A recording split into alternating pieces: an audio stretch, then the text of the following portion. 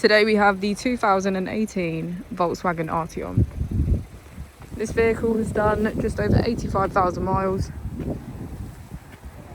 It has an automatic transmission and a petrol fuel type. To the left of our steering wheel, we have cruise control as a feature, as well as assist. On the right, we have voice control and our automatic headlights. On our screen, we can access navigation, smartphone integration, app connect, media, images, and aircon.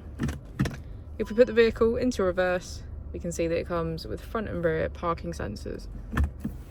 Just below the screen is our dual zone climate control with heated seats on either side. If we press our mode button, we can switch between eco, normal, sport, and individual.